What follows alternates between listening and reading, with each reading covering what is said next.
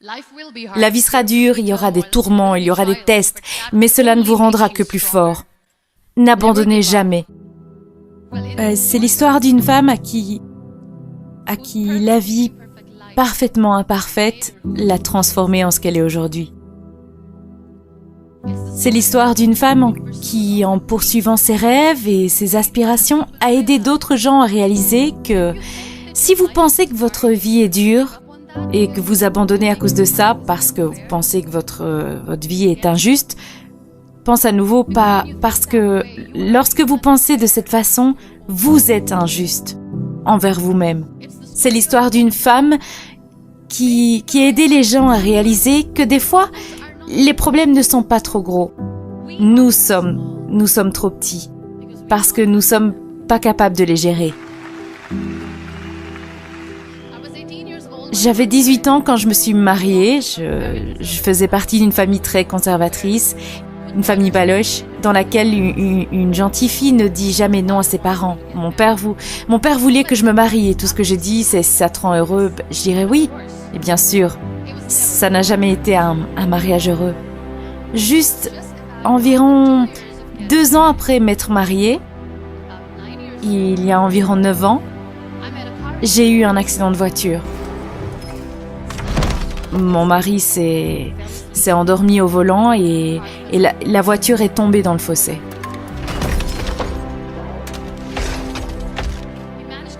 Il a réussi à sortir et se sauver. Je suis heureuse pour lui, mais je suis restée dans la voiture. J'ai eu énormément de blessures. La liste est un peu longue, mais n'ayez crainte, je vais parfaitement bien maintenant. Le radius et le cubitus dans mon bras droit étaient fracturés. Mon poignet était fracturé, mon épaule et ma clavicule étaient fracturées. Toute ma cage thoracique était fracturée et à cause de mes blessures à la cage thoracique, mon poumon et mon foie étaient intégralement touchés. Je pouvais pas respirer, j'ai perdu le contrôle sur ma continence urinaire. C'est pour ça que je dois porter un sac partout où je vais. Mais ces blessures m'ont complètement changé, moi et ma vie. 3 de mes vertèbres étaient totalement détruites et j'étais paralysée pour le restant de mes jours. Beaucoup de gens sont venus me secourir, ils m'ont donné les premiers secours, ils m'ont tiré en dehors de la voiture et lorsqu'ils m'ont retiré de la voiture, j'ai eu une section complète de ma moelle épinière.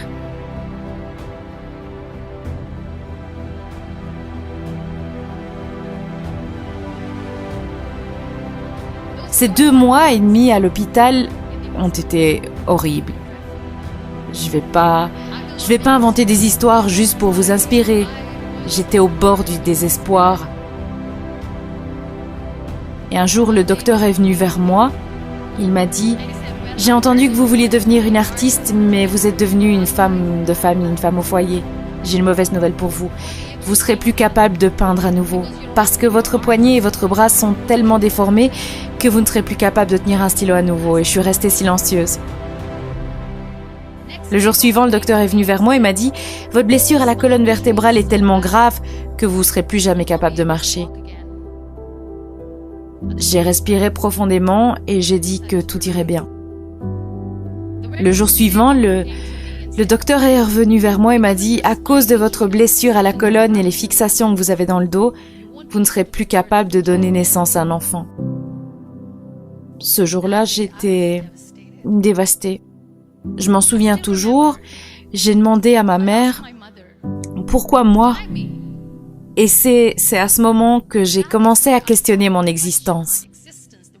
Pourquoi est-ce que je suis en vie? À quoi bon vivre? Je peux pas marcher, je peux pas peindre, ok? Mais je peux pas être une mère. Et nous avons cette idée dans notre tête en tant que femme que nous sommes incomplètes si nous n'avons pas d'enfants. Je vais être une femme incomplète pour le reste de mes jours. À quoi bon? Qu'est-ce qui va m'arriver? Pourquoi moi? Pourquoi est-ce que je suis en vie? Nous essayons tous de foncer dans ce tunnel. Nous faisons tout ça parce que nous voyons la lumière au bout de ce tunnel, ce qui nous fait continuer. Mes chers amis, dans ma situation, il y avait un tunnel dans lequel je devais avancer, mais il n'y avait pas de lumière. C'est là que j'ai réalisé que les mots avaient le pouvoir de guérir les esprits. Ma mère m'a dit « ça aussi ». ça aussi, ça passera. Dieu a un plus grand plan pour toi, je ne sais pas ce que c'est, mais il en a un.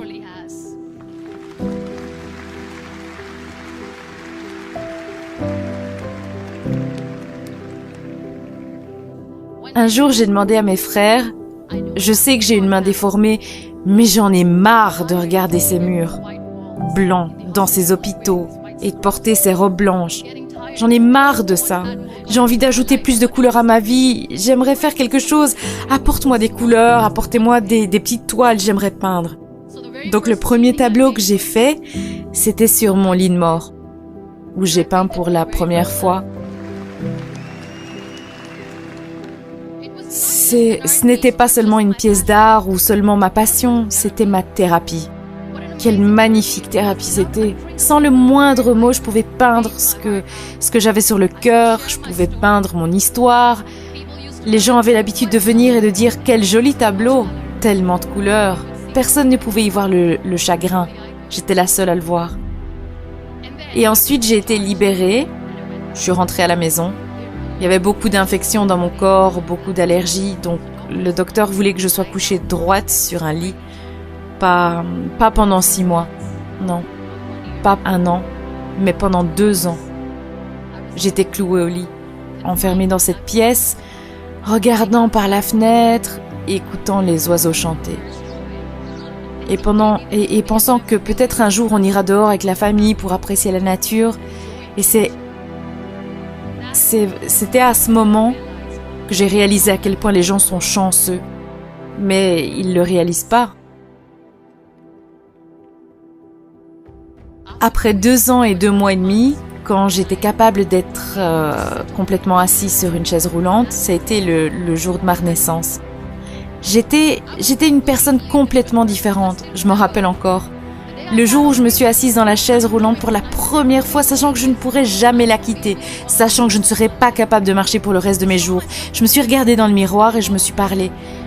Je me rappellerai toujours de ce que j'ai dit. Je ne peux pas attendre qu'un miracle arrive et me fasse marcher. Je ne peux pas aller m'asseoir dans le coin de la pièce pour pleurer sur mon sort et mendier de la pitié. Parce que personne n'a le temps, donc je dois m'accepter comme je suis et le plus tôt sera le mieux.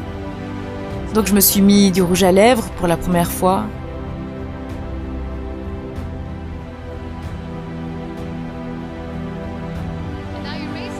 Je l'ai enlevé. Et j'ai pleuré. Et j'ai dit, mais qu'est-ce que je suis en train de faire ? Une personne sur une chaise roulante ne devrait pas faire ça. Qu'est-ce que les gens diront ? Nettoie ça. J'en ai remis. Mais cette fois, je l'ai mis pour moi. Parce que je voulais me sentir parfaite depuis l'intérieur.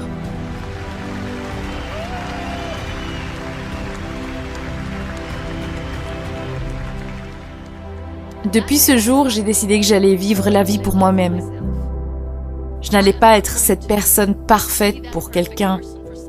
J'allais juste prendre ce moment et le rendre parfait pour moi.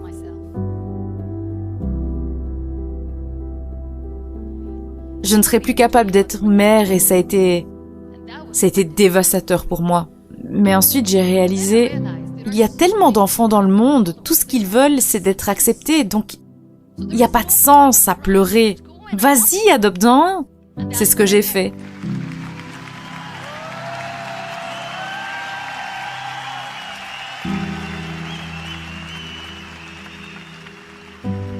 Mon fils, son nom c'est Nile. J'apprends tellement de cet enfant. La première chose, c'est la patience. Comment être patient ? Quand tu sais que ta mère ne peut pas marcher. Quand tu sais que ta maman est différente des autres femmes. Quand tu sais que ta maman ne peut pas venir dehors jouer avec toi. Comment rester calme ? Il adore le football. Et quand il a reçu sa première balle de football, il avait 4 ans, il était super excité. Je me rappellerai toujours. Il est venu dans la chambre, il a dit « Maman, jouons au foot !» Et il a mis le ballon à mes pieds. Il m'a dit « Frappe-le !» Ce jour-là, je me suis sentie handicapée. Je lui ai dit « Je peux pas taper le ballon. » J'étais déprimée, avec le même visage. Il m'a regardée, il a dit « Bah, c'est pas grave, tes jambes ne fonctionnent pas, mais tes mains fonctionnent. Jouons à rattraper le ballon. »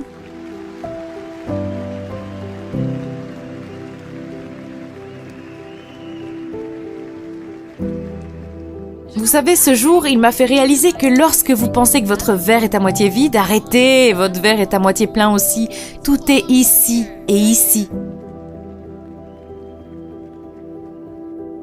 Je suis pas en train de dire que je ne suis pas en bonne santé et que ça me rend malchanceuse.